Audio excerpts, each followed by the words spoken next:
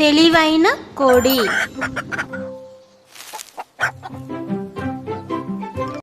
ఒక ప్రశాంతమైన గ్రామంలో రైతు రామయ్యకు చాలా కోళ్ళు ఉండేవి. ఆ కోళ్ళలో ఒక తెలివైన కోడి ఉండేది. దాని పేరు చిన్నారి. చిన్నారి ఇతర కోళ్ళలా భయపడేది కాదు. అది ఎప్పుడూ చుట్టూ గమనిస్తూ ఉండేది. ఎవరెక్కడ ఉన్నారు, ఏ శబ్దం వినిపిస్తుంది అన్నది జాగ్రత్తగా చూసేది. నక్క ప్రణాళిక. ఒకరోజు గ్రామానికి ఒక నక్క వచ్చింది.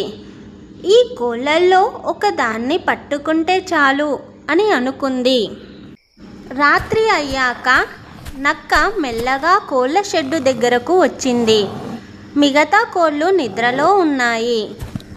కానీ చిన్నారి మాత్రం ఒక చిన్న శబ్దం విన్న వెంటనే కళ్ళు తెరిచింది.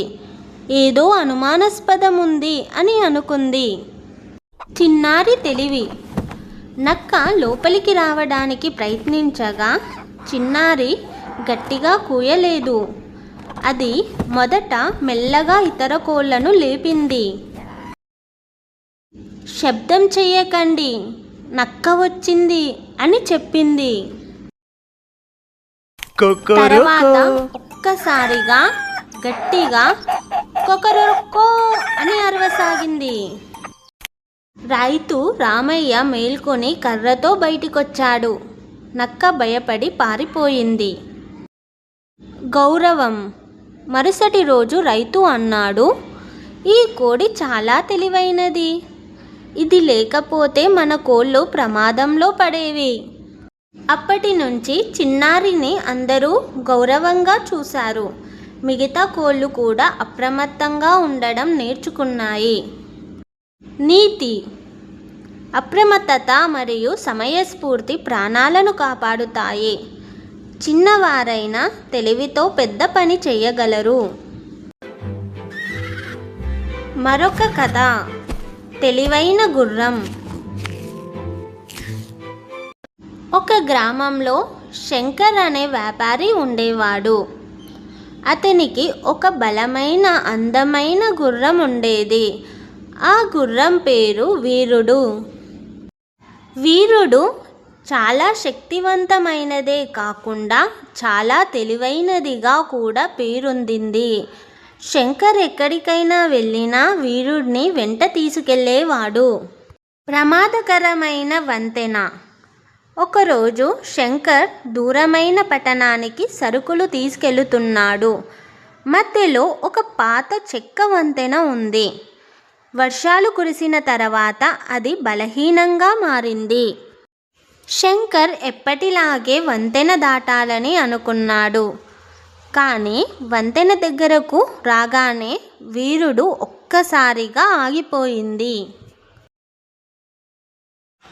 ఏమైంది వీరుడా, ముందుకు నడువు అని శంకర్ లాగాడు. కానీ గుర్రం కదలలేదు. అది చెవులు పైకెత్తి నేలను గమనిస్తూ నిలబడింది. గుర్రం హెచ్చరిక. శంకర్ కోపంగా మారాడు.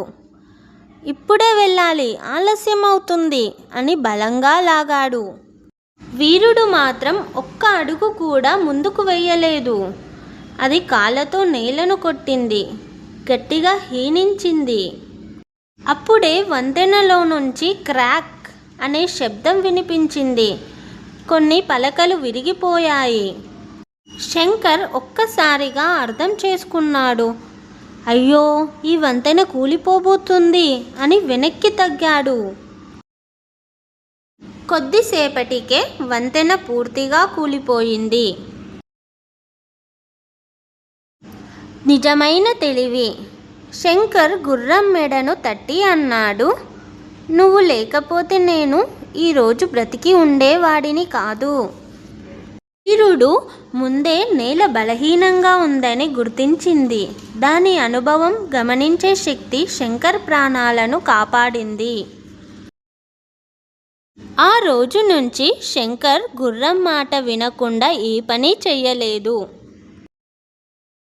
నీతి.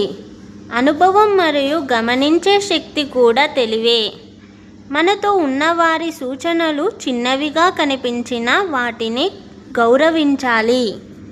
ఈ కథలు మీకు నచ్చినట్లయితే please like, share and subscribe.